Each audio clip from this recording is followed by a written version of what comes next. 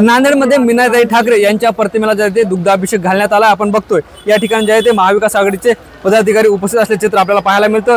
काँग्रेसचे खासदार रवींद्र चव्हाण त्याचबरोबर शिवसेनेचे सुद्धा पदाधिकारी या ठिकाणी उपस्थित आहेत। आपण काँग्रेसचे खासदार रवींद्र चव्हाण यांच्यासोबत संवाद साधणार आहोत। काय सांगाल मीनाताई ठाकरे यांच्या प्रतिमेला जे ते आपण दुग्धाभिषेक घातलाय, काय प्रकार? आज सकाळी मासाहेब मीनाताई ठाकरे यांच्या पुतळ्याची मुंबईत स्थित जे शिवाजी पार्कवर पुतळा आहे तिथं काही समाजकंटकांनी विटंबना केल्याचं कळते। आज आम्ही महाविकास आघाडीच्या वतीने स्वर्गीय मासाहेब मीनाताई ठाकरे यांच्या फोटोला दुग्धाभिषेक केलेला आहे आणि ज्या काही समाजकंटकांनी असं काम केलेलं आहे मला सरकारला विनंती करायचं आहे की आपण त्वरित ह्याच्यावर कारवाई केली पाहिजे, अन्यथा महाविकास आघाडी याच्या विरोधात मैदानात उतरणार आहे। काय सांगाल शिवसैनिक म्हणून काय मागणी असणार?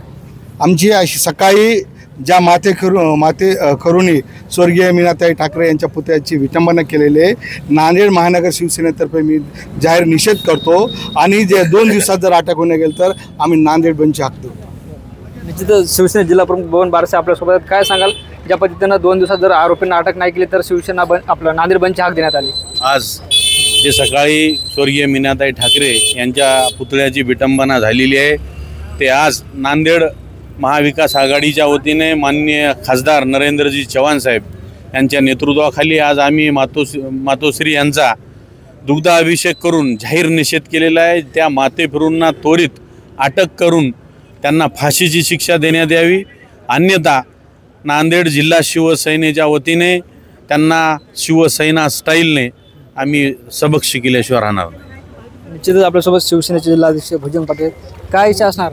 आमच्या शिवसेना कुटुंबाच्या आई मासाहेब मीनाताई ठाकरे यांची लाल कलर टाकून विटंबना केली असं आम्हाला ऐकण्यात आलं। त्याचबरोबर आम्ही या ठिकाणी सर्व महाविकास आघाडीचे सर्व कार्यकर्ते पक्ष नेते या ठिकाणी आम्ही मासाहेबाच्या फोटोला दुग्धाभिषेक घालून या ठिकाणी आम्ही या घटनेचा निषेध करत आहोत आणि जोपर्यंत हा मातेफिरू अटक होणार नाही तो त्यानंतर आम्ही आमची निदर्शनं आम्ही याच्यानंतर आम्ही तीव्र करणार। काय सांगा? आताच हा जो प्रकार घडलेला आहे सकाळी आदरणीय खासदार साहेबांच्या नेतृत्वाखाली महाविकास आघाडीच्या सर्व पदाधिकाऱ्यांनी या ठिकाणी उपस्थित राहून दुग्धाभिषेक करून ह्या माथेफिरूंना जे कोणी असतील त्यांना तात्काळ शोधून काढून अटक करावी एवढीच आमची मागणी आहे।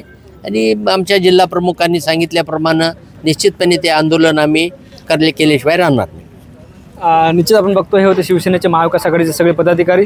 जर 2 दिवसात आरोपींना अटक नाही केली तर आम्ही नांदेड बंद करू असा इशारा सुद्धा यावेळी यांनी देण्यात आला आहे। ज्ञानेश्वर लोंढे, TV9 मराठी, नांदेड।